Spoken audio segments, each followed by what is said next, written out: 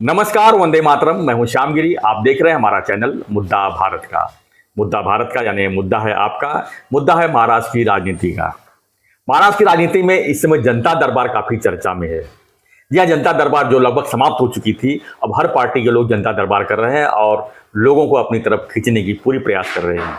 शुरुआत की थी गणेश नाइक जी ने, जो 2004 से शुरू उन्होंने जब पालक मंत्री बने थे ठाणे जिले के, तो उसमें ठाणा जिला और पालघर जिला एक ही था। और नई मुंबई हो, ठाणे हो या पालघर हो, सब जगह जो है लोगों के बीच जाके जनता दरबार करते थे और उसमें काफ़ी उनको प्रतिक्रिया और उसका बेनिफिट्स मिलता था।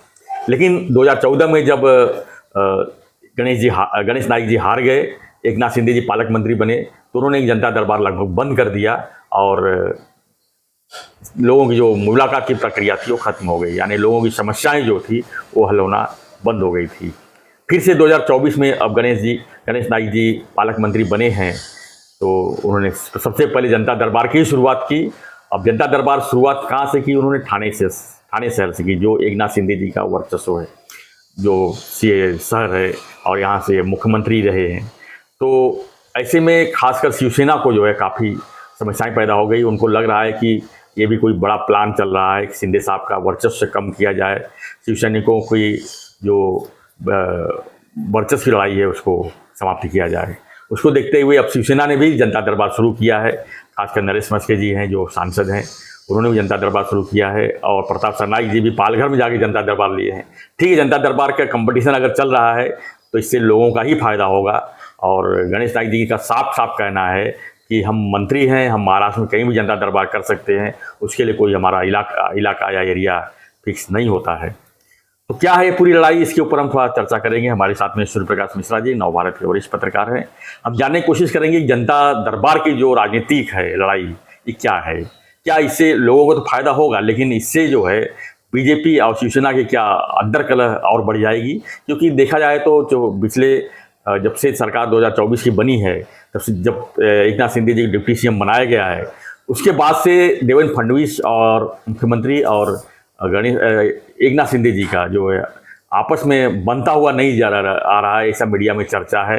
हालांकि बार बार दावे करते हैं कि हम एक हैं, लेकिन कुछ न कुछ चीज़ों को लेकर जो है दोनों में कहीं ना कहीं खटास चल ही रहा है, चाहे वो टेंडर को लेके हो, चाहे और भी चीज़ें हैं उसको लेकर हो। देवेंद्र फडणवीस जी ने जो है कहीं ना कहीं लगाम लगाने की पूरी तरह कोशिश की है और अब जनता दरबार की लड़ाई जो है और भी उसमें आग में घी का काम कर रहा है, ऐसा तो लग रहा है।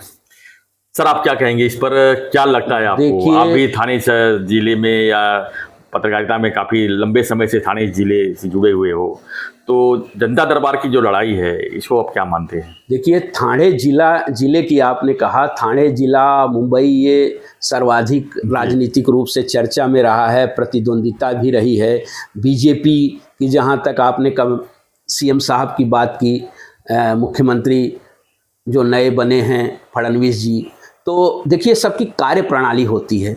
मुख्यमंत्री देवेंद्र फडणवीस जी की अलग कार्य प्रणाली है, उप मुख्यमंत्री एकनाथ शिंदे जी की अलग कार्य प्रणाली है। जब वो एकनाथ शिंदे जी मुख्यमंत्री थे तब उनकी अलग कार्य प्रणाली थी। यहाँ तक कि आप देखे रहे होंगे या सुने हो रहे होंगे या देख रहे होंगे, सुनना क्या है, देखा आपने कि वर्षा के दरवाजे 24 घंटे लोगों के लिए खुले रहते थे। तो उसी प्रकार गणेश नाइक जी की बात की। गणेश नाइक जी महाराष्ट्र के बीजेपी के वरिष्ठतम मंत्री हैं, वो वरिष्ठ नेता हैं, काफ़ी कद्दावर हैं और जनता से वे जुड़े रहे हैं, इसमें नो डाउट। नई मुंबई उनका जो कार्य क्षेत्र रहा है, बोलते हैं ना कि 21वीं सदी के शहर के एक तरीके से आप उनको एक भाग्य विधाता कहिए या उसके शिल्पकार कहिए, तो ये सब चीज़ें गणना होती रही हैं। तो ये जो पार्टियों का जो द्वंद्व चलता है, तो बीजेपी का अलग तरीके का राजनीति है, शिवसेना की अलग तरीके की राजनीति है।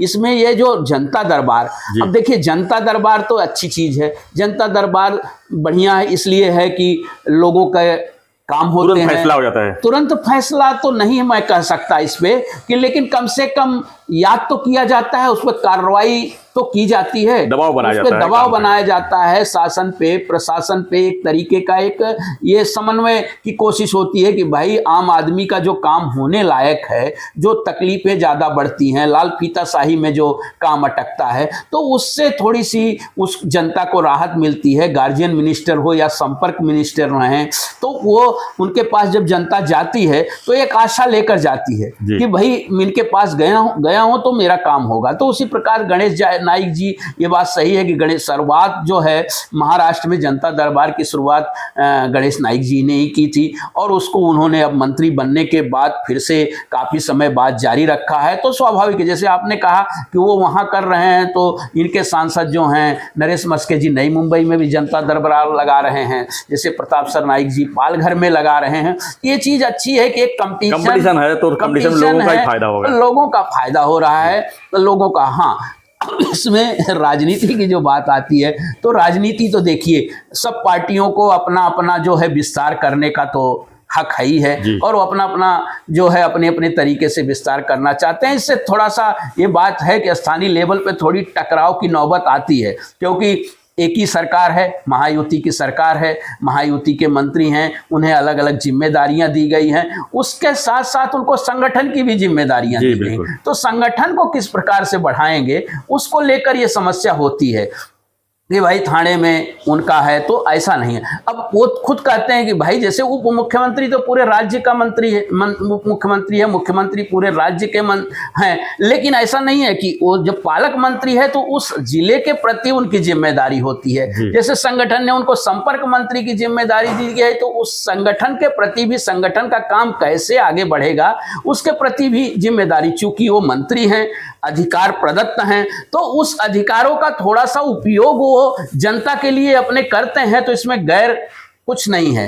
वो भी इसी तरीके का दोनों में चल रहा है। राजनीति तो देखिए होगी ही होगी, निश्चित रूप से होगी, लेकिन जनता का अगर इसमें अगर कुछ फायदा होता है तो मैं समझता हूं कि बढ़िया चीज है, अच्छी चीज है। इसके साथ साथ उनकी पार्टी का विस्तार हो रहा है, एक दूसरे पर इस तरीके के थोपे नहीं जा रहे हैं, अंतर्गत चल रहा है। बिल्कुल सही कहे, थोड़ी बहुत जो हो बोलते हैं ना मनमुटाव की स्थिति पैदा हो रही है, और वो उसी लिए हो रही है कि वो अपनी अपनी पार्टी का वो कर रहे हैं। अब देखिए नई मुंबई में जिस तरीके से उन्होंने, नई मुंबई उनका क्षेत्र माना जाता है, उस पर उनका ज़्यादा प्रभाव है, तो नई मुंबई में वो जाके कर रहे हैं, तो इसमें कोई रोक टोक तो नहीं है।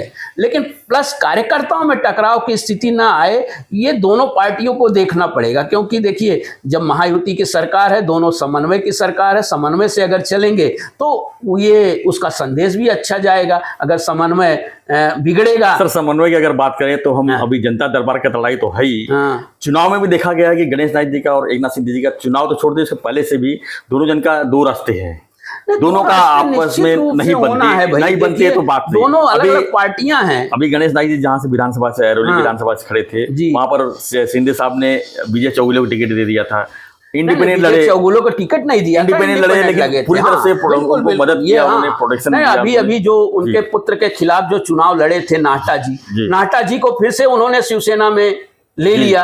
ये बात आपकी बिल्कुल सही है। इस तरह के टकराव, उस तरह के निर्णयों से टकराव की नौबत तो आने ही वाली है।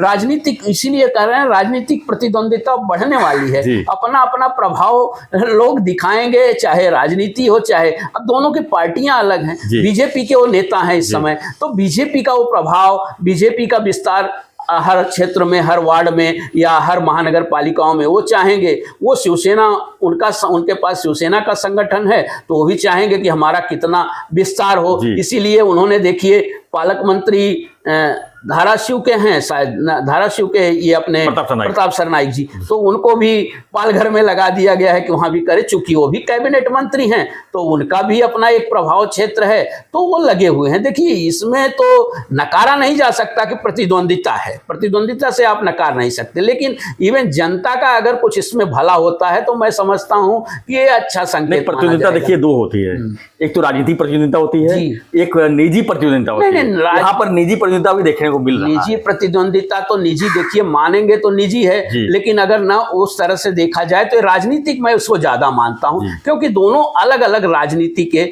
निजी प्रतिद्वंदिता उसमें आप कह सकते थे अगर एक ही पार्टी के नेता होते और एक ही में द्वंद्व होता तो ज्यादा माना जा सकता है। आपका अपना विचार है, इसमें कोई संदेह नहीं जी। कि भाई अपने तरीके से आपने देखा, लेकिन मैं उस तरीके से देखता हूं कि भाई देखिए दोनों पार्टी के नेता हैं, दोनों वरिष्ठ हैं, एक तो संवैधानिक रूप से उप मुख्यमंत्री मुख्यमंत्री हैं और दूसरे वो भी वरिष्ठ नेता हैं, तो दोनों में राजनीतिक प्रतिद्वंदिता तो हमेशा रही है। आप देख रहे होंगे उसके पहले भी बसंतराव खरे जी थे, जितेंद्र आव्हाड और नेता यहाँ थाने जिले में है, तो राजनीतिक प्रतिद्वंदिता तो रही ही रही है। जी। बहुत समस्याएं आती हैं। अब देखिए कलवा में बहुत बार टकराव की अभी नौबत एक आती ही है। पार्टी में रह के, जैसे मंदा मात्रे का और गणेश नाइक जी का, जी जी जी लगातार इसको निजी दुश्मनी भी कहा जा सकता है, निजी प्रतिद्वंदिता भी कहा जा सकता जी है जी इसको। जी जी बिल्कुल बिल्कुल आपने सही कहा कि अब भाई उतना एक ही पार्टी में रह के प्रतिद्वंदिता लेकिन उस तरीके से साफ नहीं दिखाई देती। लेकिन इसमें देखिए अपने पार्टी को विस्तार करने के लिए या उस उद्देश्य के लिए